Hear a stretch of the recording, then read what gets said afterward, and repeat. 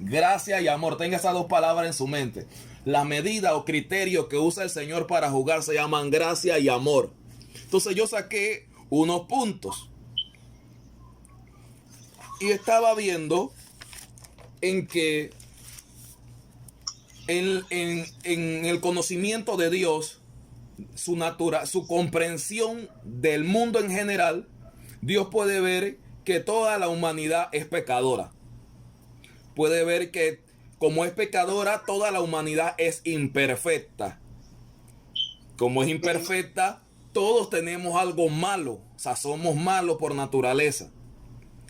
¿Y qué ve Dios? Que por todas estas cosas anteriores, entonces estamos apartados de Él. ¿Qué hizo Dios para toda esta humanidad? Que todas teníamos un mismo nivel, un mismo criterio, para decirlo así. Dios, ¿qué hizo? Preparó un tiempo, habló acerca de su Hijo que iba a enviar y nos envió a Jesucristo. Amén. Cuando llegó Jesucristo, hubo para nosotros un nuevo pacto, una forma, un nuevo método por el cual nosotros tenemos acceso al Señor, y va a ser el mismo método que considero yo utiliza el Señor para medir o para juzgar. Entonces, dentro de la medida del Señor que dije anteriormente, gracia y amor, considero lo siguiente. Para una persona que ya aceptó a Jesucristo en su corazón, por medio de esta medida del Señor, Él le da reconciliación con Dios. Además de eso, Dios lo justifica.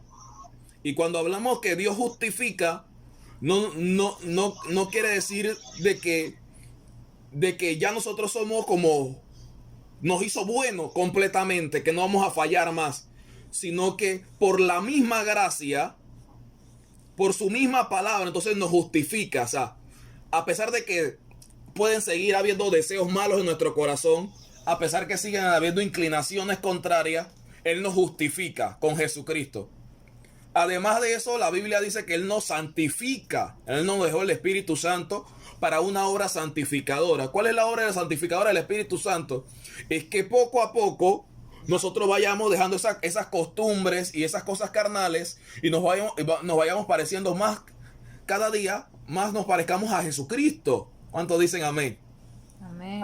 Entonces todo esto viene por la gracia. ¿Qué más sucede para una persona que cree en Jesucristo? El Señor lo ama. El Señor lo ama. Y veamos algo, lo siguiente que debemos de comprender. Si el que cree en Jesucristo peca, el Señor no lo condena. Inmediatamente no hay un juicio de Dios, porque el juicio que Él va a ejecutar es posterior. Sabemos, ¿no? Después que venga el rapto, posteriormente van a haber algunos juicios sobre la gente pecadora, sobre los que se quedaron, y posteriormente un gran juicio ante el trono blanco. De manera tal que si alguno de nosotros cree en Jesucristo, o digamos que se congregaba en una iglesia y ahora no se congrega, Dios no nos está condenando. Ahorita todos estamos bajo la misma medida del Señor, amor y gracia. ¿Me entiende? Amén. Si esta persona que pecó no se arrepiente, el Señor no lo condena, más lo sigue amando. No es que lo deja de amar, no lo ama menos. Amén. Ahora, si esta persona que pecó se arrepiente, Dios lo sigue amando, no lo ama más, lo sigue amando. Pero, ¿qué sucede con esta persona cuando se arrepiente? Dios vuelve y lo reconcilia, vuelve, lo justifica, vuelve y lo santifica. Eso es todo lo que sucede bajo la medida de Dios, que se llama gracia. Ahora, veamos sobre una persona que no ha conocido a Cristo en su corazón y que en su actividad diaria o en su costumbre o en su rebeldía puede parecerse al mismo Satanás. Mire bien, esta persona aún no ha sido condenado tampoco. no se le ha hecho juicio de nada, de ninguna maldad que ha cometido, Dios le ha hecho juicio. Y esta persona está, a pesar de su conducta, sigue estando en los planes de Dios para ser salvo a través de Jesucristo. En otras palabras, Dios lo ama igual. Dios ama al que se congrega y Dios ama al que no se congrega. Amén. Porque a todos Él tiene la misma balanza, la misma medida. Y es que seamos salvos a través de ese proceso de gracia. Amén. Amén. De manera tal que le señalo esto para que veamos de que todos nosotros venimos de un mismo trasfondo, separados de Dios, imperfectos, malos.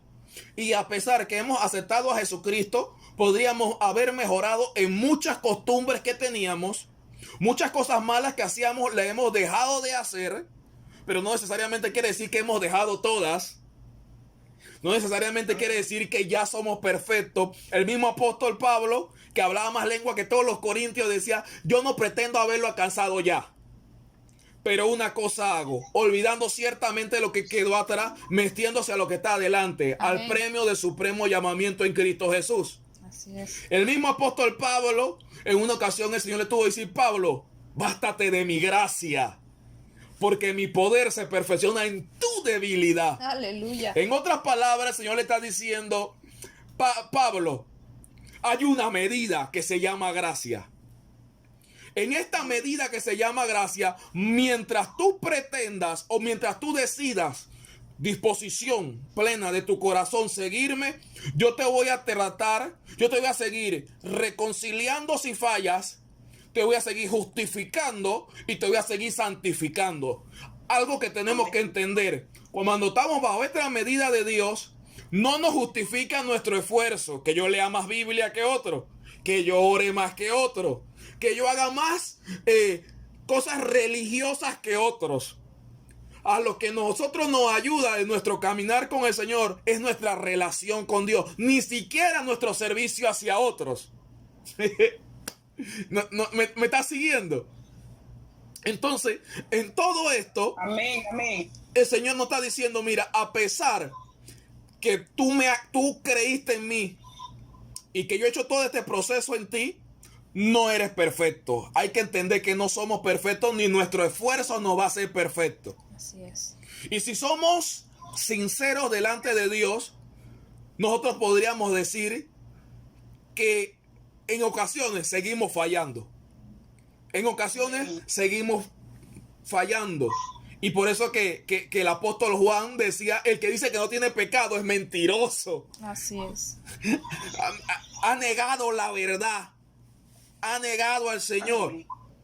Y todo esto que estoy diciendo ahorita está fluyendo está fluyendo el Señor. Y creo que es un tema que hay que profundizar y hay que hablarlo más a la iglesia. Amén. Porque el no tener estos conceptos que acabo de señalarle claro, entonces puede pasar que nosotros en cierto momento tengamos el criterio de que porque diezmamos, porque vamos a la iglesia 3 veces a la semana, porque ayuno, porque oro, porque hago, estoy a un nivel espiritual mayor que cualquier otra persona. Algo que tenemos que entender: cuando el Señor en su amor y en su gracia nos perdona, Él dice: yo borro tu pecado y más nunca me acuerdo de ello. Amén, amén. ¿Quién carga con los pecados? A veces no, el que carga con los pecados, digamos, ¿quién carga con los pecados de Edwin? A veces el que carga con los pecados de Edwin, ¿soy yo mismo o es otra persona? ¡Qué lío! Amén. A veces el que carga con tu pecado, a veces no eres tú, a veces otra persona. Y entendamos esto. Vuelvo y lo reitero: cuando nosotros pecamos y somos sinceros delante de Dios y decimos: Señor, fallado en esto, te pido que me perdones, que me limpies con la sangre de Jesucristo. Él viene, te reconcilia, viene, te justifica, viene, te santifica, entras en el proceso de santificación y borra tu pecado y más nunca se acuerda de ello. Entendamos ahora: Por lo general, el que nosotros nos sentamos bien delante de la presencia de Dios y podamos orar y hacer distintas actividades religiosas, a veces lo que nos permite eso es nuestra conciencia que tenemos, que nos sentimos libres de carga, o el conocimiento que tengamos acerca de la Biblia. Si nosotros tenemos el conocimiento que Dios perdona, entonces nosotros que oramos y ya sentimos que el Señor nos perdonó y se nos va la carga, se nos va la culpa. Pero no necesariamente que aunque se haya ido la carga de nuestra mente, porque nosotros hayamos hecho una oración que puede ser superficial, somos limpios. O sea, se lo estoy señalando esto para que usted vea que hay de todo. A veces podemos orar y pensar que estamos limpios delante de Dios y no lo estamos.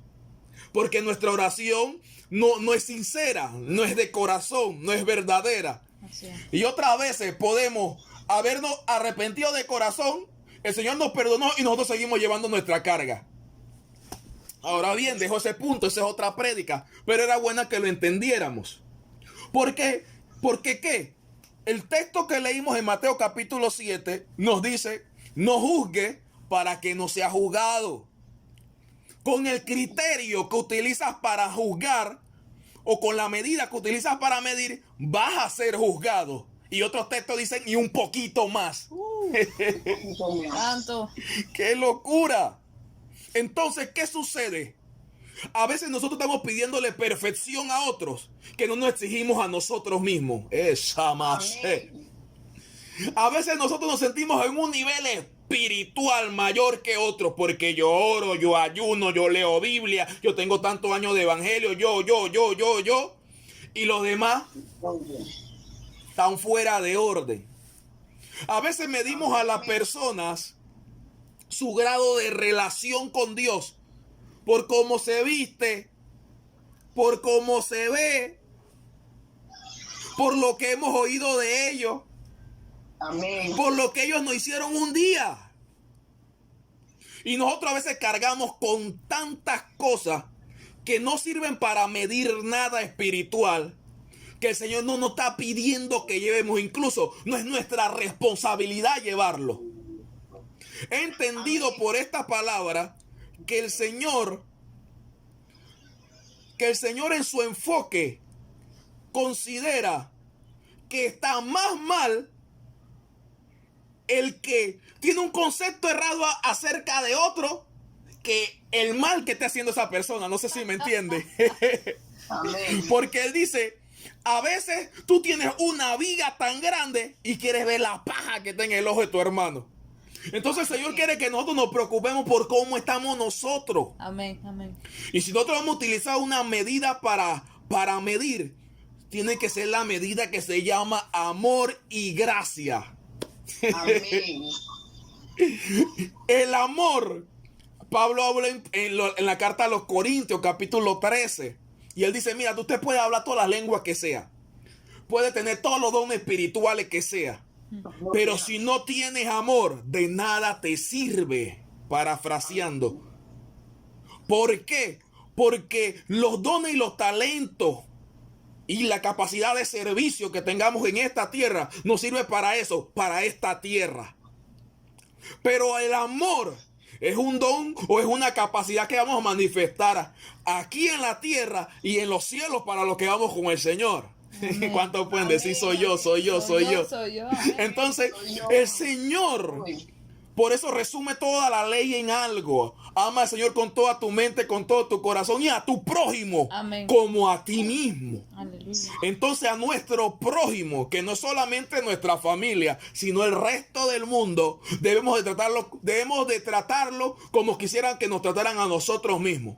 Como quisieran que nos midan a nosotros mismos. Nosotros queremos que nos midan con amor y gracia. Midamos a otro con amor y gracia. Esa más. Amén. O sea, no le pidamos a otros que sean perfectos. Ahora vamos más allá. A veces estamos cargando con los pecados, los errores de otros que han cometido. Y esa cosa la tenemos en nuestra mente y en nuestro corazón. Cosa que si esa persona, no sé, lo hizo en el año de ñaupa, como decimos aquí en Panamá, año hace rato.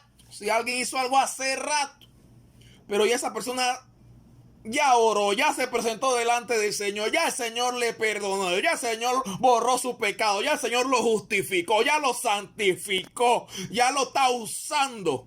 ¿Quiénes somos nosotros para estar cargando con la culpa de otro? Si la medida que mide Cristo no es la medida que debemos de medir nosotros. Incluso dice, no juzgue para que no sea juzgado. Amén.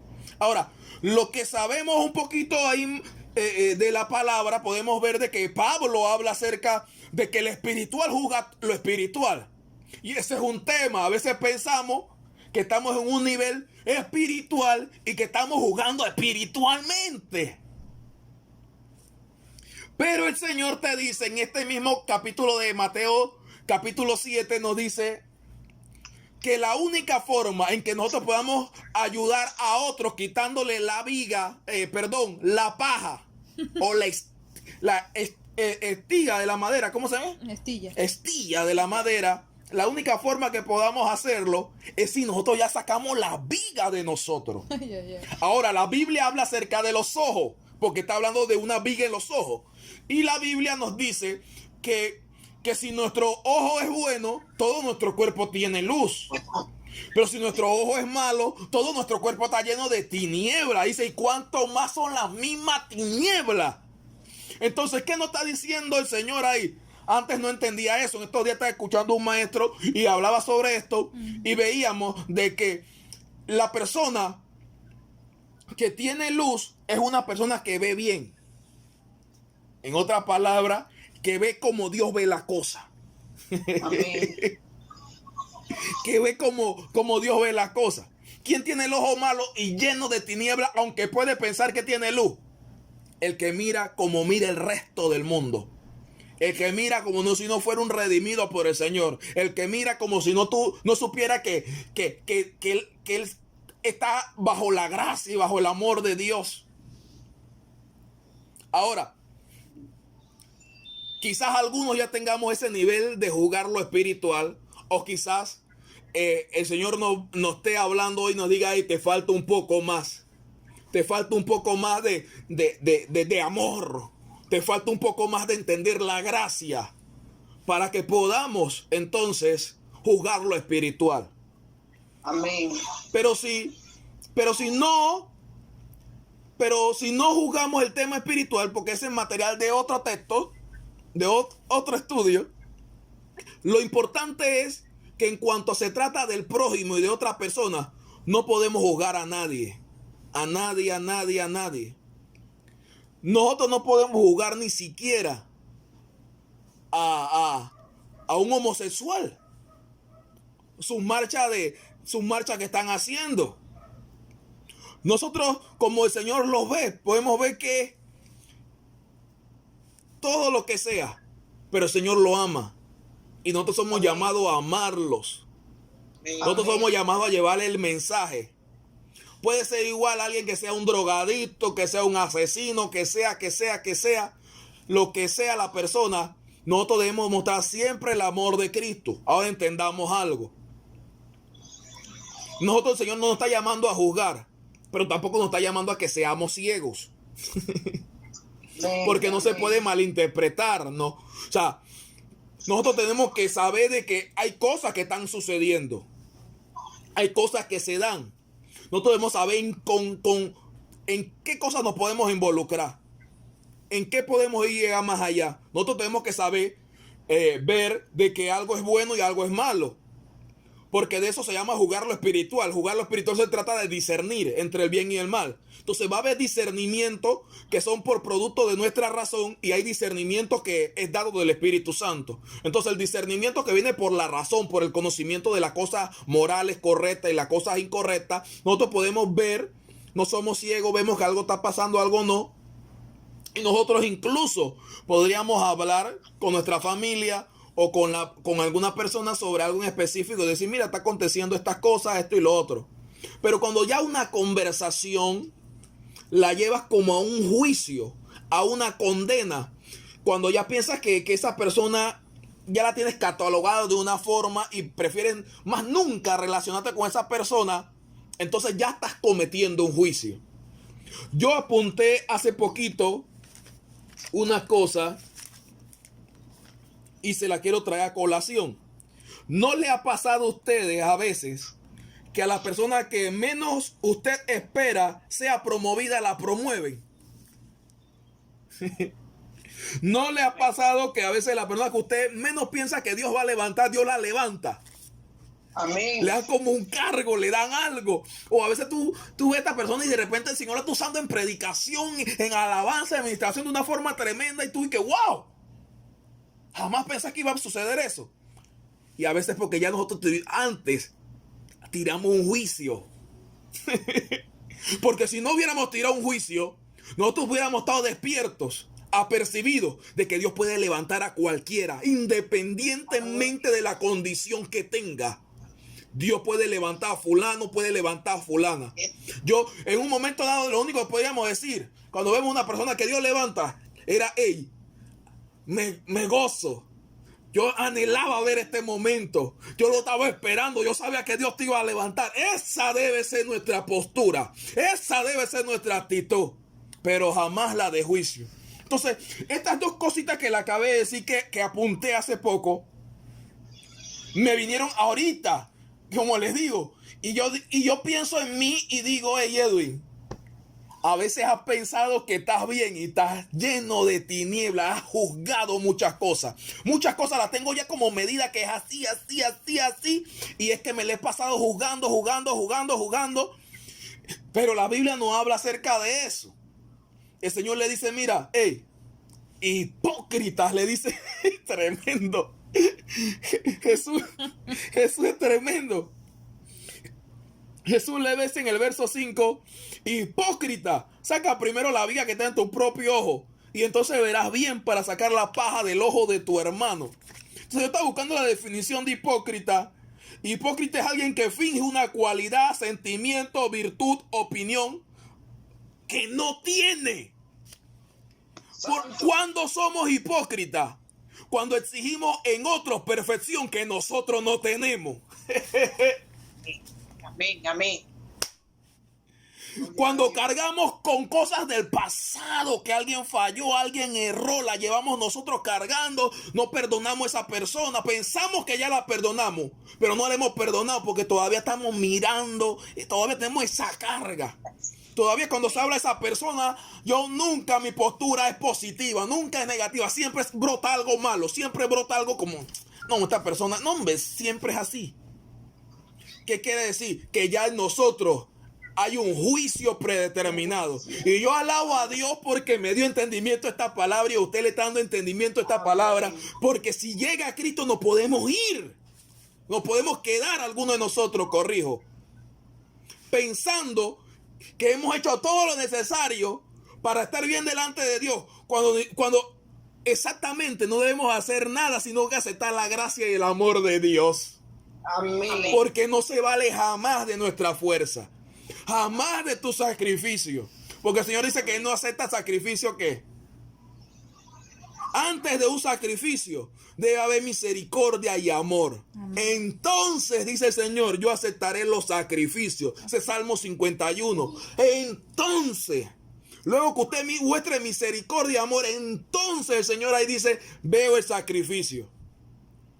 Usted ve el mensaje a las iglesias en Apocalipsis.